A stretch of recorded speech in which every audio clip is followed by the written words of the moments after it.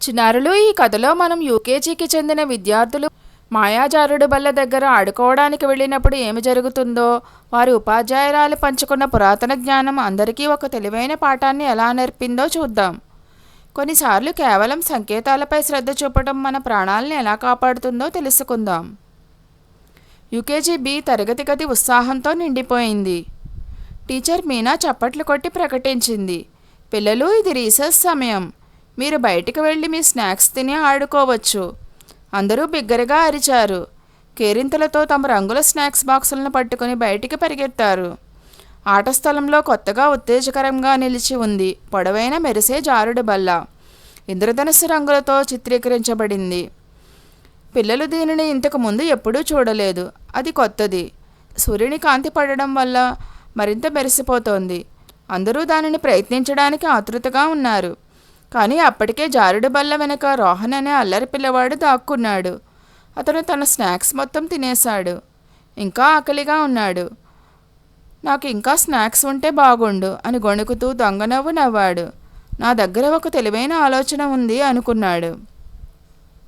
ఆ ఉదయం రోహన్ ఒక రంగుల చిహ్నాన్ని గీసి జారుడు బల్ల పక్కన రహస్యంగా అంటించాడు. దానిపై ఇలా ఉంది: మాయాజాలపు జారుడు బల్ల, కిందకు జారి అదనపు స్నాక్స్ పొందండి. హీ. అతని కిలకిలా నవ్వి దాన్ని ఎవరు నమ్ముతారో చూద్దాం అనుకున్నాడు. త్వరలోనే కొందరు విద్యార్థులు ఆ గుర్తును గమనించారు. వావ్, మాయాజాలపు జారుడు బల్ల! వారిలో ఒకడు ఉత్సాహంతో కళ్ళు పెద్దవి చేసి అన్నాడు.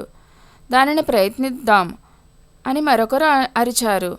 ఒకరి తర్వాత ఒకరు పిల్లలు ఆనందంగా కిందకు జారుతూ ఉన్నారు. నవ్వులు కేకలు వేస్తూ జారడానికి ముందు తమ స్నాక్స్ బాక్సులను జారుడు బల్ల వెనక వదిలివేశారు.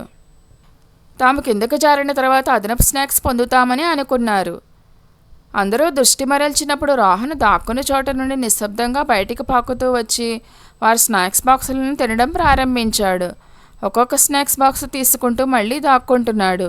రుచికరం, ఇప్పటికీ ఉత్తమ ఆలోచన అని నవ్వుతూ గుసగుసలాడాడు. దొంగిలించిన ప్రతి స్నాక్ను ఆస్వాదిస్తున్నాడు. కొద్దిసేపటి తర్వాత అన్య అనే తెలివైన ఆసక్తిగల అమ్మాయి అక్కడికి వచ్చింది. ఒక క్షణం ఆగింది. ఎందుకు నీ లంచ్ బాక్సులు ఇక్కడ పడి ఉన్నాయి? ఆశ్చర్యపోయింది. నేలపై కొన్ని స్నాక్స్ పడి ఉండడం గమనించింది. ఆ జారుడు బల్ల చుట్టూ మెల్లగా అడుగులు వేసి దాని వెనుక రోహన్ కదలికలను చూసింది. ఒక నిమిషం ఆగి ఆలోచించింది. స్నాక్స్ అదృశ్యమవుతున్నాయి. రోహన్ మాత్రమే ఇక్కడ దాక్కున్నాడు. అన్య అరవలేదు, కాపుకించుకోలేదు. బదులుగా ప్రశాంతంగా టీచర్ మీనా వద్దకు వెళ్ళి తాను చూసినది గుసగుసలాడింది. మీనా అన్యాని అనుసరించి స్లైడ్ దగ్గరకు వచ్చింది. ఆమె గట్టిగా పిలిచింది, రోహన్, నువ్వు ఇక్కడ ఏం చేస్తున్నావు? రోహన్ ఆశ్చర్యంతో చూశాడు. నేను స్లైడ్ కాపలా కాస్తున్నాను అని కంగారుగా గొణుకుతూ అన్నాడు. అన్య రంగుల గుర్తును చూపించింది. టీచర్, రోహన్ మనల్ని మోసం చేయడానికి ఈ నకిలీ గుర్తుని చేశాడు. మేము జారుతూ ఉండగా మా స్నాక్స్ తీసుకున్నాడు. టీచర్ మీనా నకిలీ చిహ్నాన్ని చూసింది. రోహన్ని చూసి ఆమె సున్నితంగా నిట్టూర్చి, రోహన్, నీ స్నేహితులను మోసం చేయడం సరికాదు. నీకు ఆకలిగా ఉంటే వారిని లేదా నన్ను అడగవచ్చు కదా. అనుమతి లేకుండా ఏదైనా తీసుకోవడం ఎప్పుడూ సరైన పని కాదు. రోహన్ సిగ్గుపడి తలదించుకున్నాడు. క్షమించండి మేడం, నేను ఎవరిని బాధ పెట్టాలని అనుకోలేదు. నాకు మరింత స్నాక్స్ కావాలి అని అనుకున్నాను.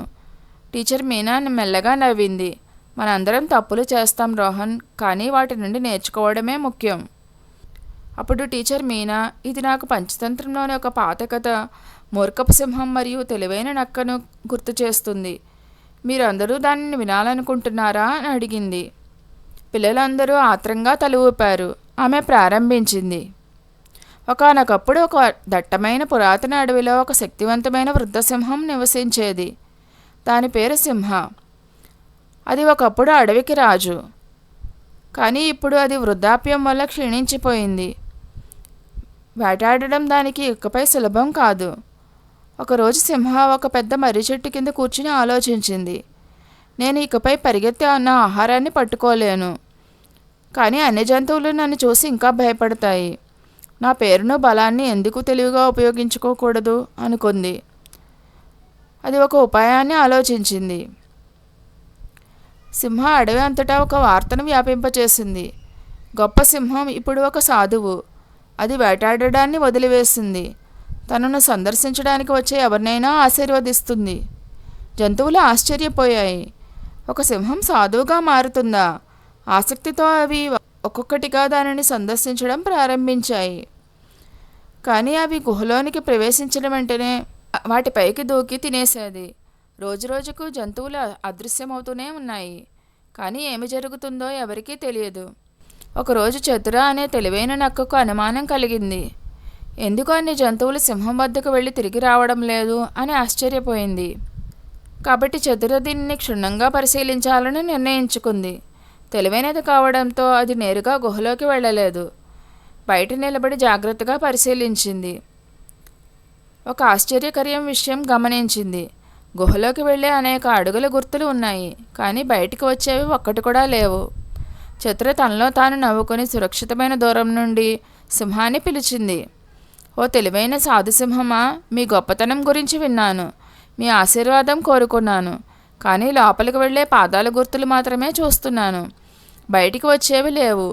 మీరు ఇతరులను మోసం చేయవచ్చు, కానీ ఈ తెలివైన నన్ను మోసం చేయలేరు.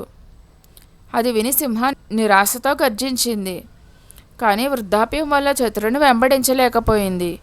ఆ రోజు నుండి అడవిలోని అన్ని జంతువులు సింహం గుహను నివారించాయి. అది ఒంటరిగా ఆకలితో ఉండిపోయింది. ఈ విధంగా సింహం తన సొంత దురాశతో మోసగించబడి తెలివైన నక్క చేతిలో ఓడిపోయింది. మీ మనసును తెలివిగా ఉపయోగించడం బలాన్ని ఉపయోగించడం కంటే శక్తివంతమైనది. కొన్నిసార్లు కేవలం సంకేతాలపై శ్రద్ధ చూపడం మీ ప్రాణాలని కాపాడుతుంది. జ్ఞానం మరియు తెలివైన ఆలోచనలు అనాగరిక బలాన్ని అధిగమించగలవు. టీచర్ మీనా పిల్లల వైపు చూసి అన్య తెలివైన నక్కలాగే తన మెదడును హృదయాన్ని ఉపయోగించింది. ఆమె శ్రద్ధగా గమనించింది, ప్రశ్నలు అడిగింది, అందరికీ సహాయం చేసింది.